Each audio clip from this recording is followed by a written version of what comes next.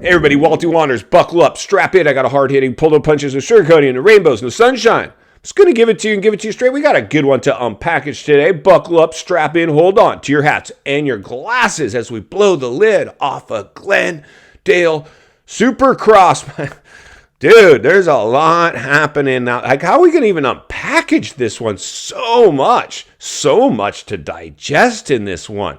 But the realities are this. Let's start with the Premier Class 450s. And if you're new, please subscribe right away. Never been a more important time in moto history to get centered and surrounded with like-minded people. Iron will sharpen iron. We're going to sharpen some iron. We're going to acknowledge the elephant in the room. We're going to let you know if it's not all rainbows and sunshine. There's a couple things I really want to talk about a lot today as I start to reflect on the race. Watched a bunch of Race Day Live, watched a bunch of the race, even was on the Daniel Blair podcast the night before the race.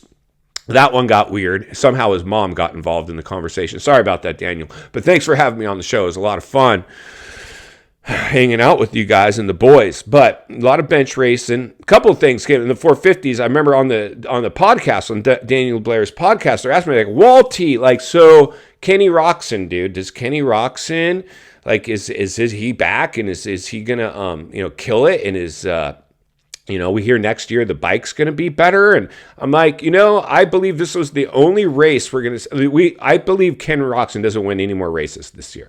It wouldn't surprise me if he did, but if I was a betting man, he ain't winning no more races. Number two, I said, I don't know if this was enough for Suzuki to be saved. Now, this should probably be saved for another video as we really do a deep dive into Suzuki and Roczen and what's going on there.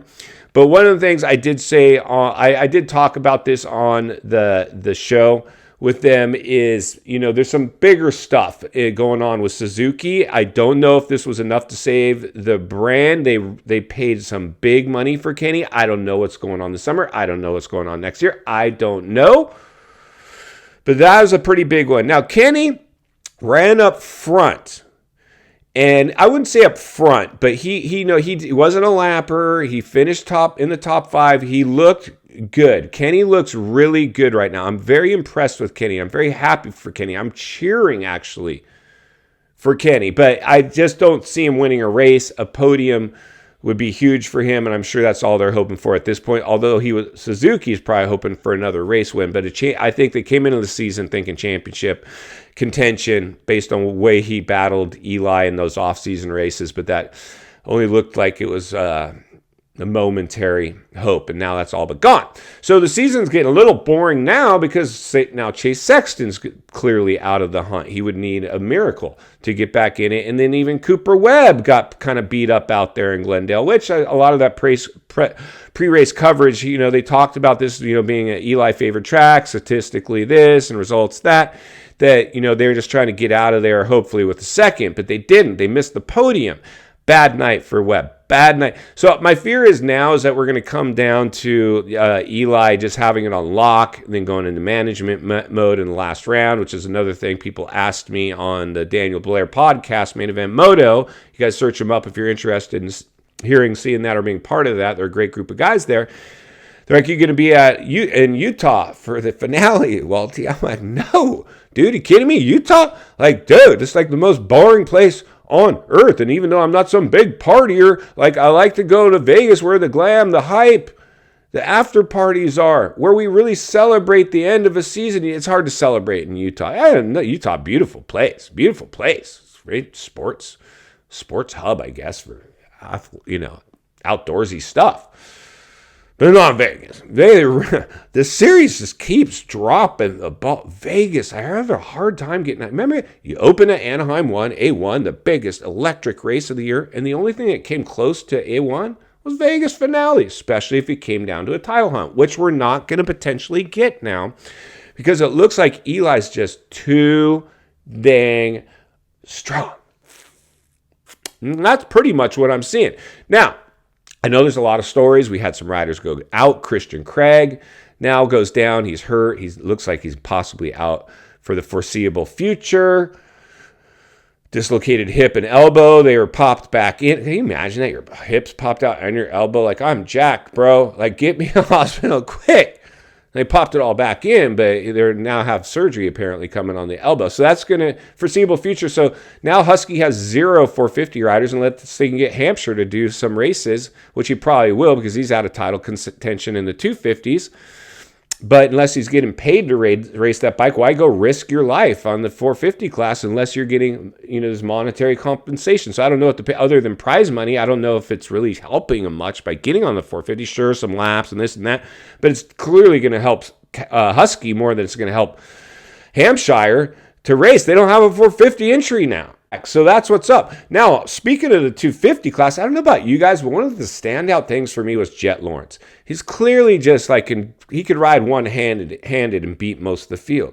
He doesn't look like he's pushing it. It almost looks like he's bored out there. But more importantly, it looks like somebody might have shown him a Walty Wanders video where we were letting him know that we didn't really appreciate this whole donut selling thing. I mean, I don't know that for sure, of course, but he just seemed off. He didn't want to be interviewed. I'm like, yeah, well, he's not like that social media butterfly now. He's given pushback against being interviewed. And so I see a little bit about that, but I see Jett just kind of like something seemed wrong.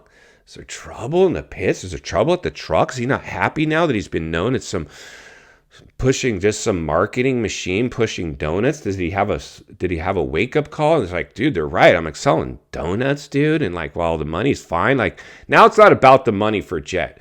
No amount of money. See, because the amount of money you're making off the donut deal, which is not 100% all the profits go to Jett. No, he's getting probably a small percentage of that profit pie from donuts. And it's not life-changing money.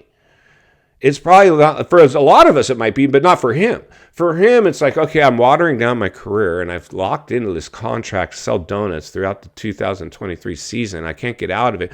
Who knows how many years he's supposed to sell these donuts, but I'm sure there's a length of time where he committed to partner up with the donut thing. Maybe he doesn't like that. I don't know, but something seems off for Jett. Now, we may as well just get him on the 450 because he clearly belongs in the 450 class. And right now, we kind of need him to step up into the 450 class because otherwise, Eli's just going to dominate the outdoors. So at this point, I almost feel like the Supercross season's a wrap. We may as well gear up for some outdoors when we can bring Jett into the class, maybe get a couple of riders healthy again, and maybe try again for outdoors. But it's looking like right now, the season might not have a big showdown at the OK Corral for the last round, the finale in Utah. It might just be Eli now needing a 5th place to win it. And, who knows? Something to that effect could, in fact, happen. Now, this is Moto, open-air stadiums to finish the year. There could be some curveballs in this thing. Things can definitely change very quick. But if we keep going the direction we're going, that's kind of what it looks like. In final thoughts, I come to you as a friend, as a content creator, as a moto guy who wants to see you not only win on the track, off the track. Glendale was revealing on many, many ways. We're going to go ahead and gear up, monitor the rest of the season to see how it plays out. And we're going to blow the lid off it every step of the way. Because it's not only what we need, it's in fact what we deserve. If you appreciate the content, I want to humbly ask you to give the video a like, subscribe to the channel, leave a comment below. I'd love to hear from you. Social media link in the description of this video if you'd like to contact me there. And if you enjoyed this video, I know you're going to love the next video on your screen. As always, thank you for your time. Don't go over the bars today. I'll see you on the next video.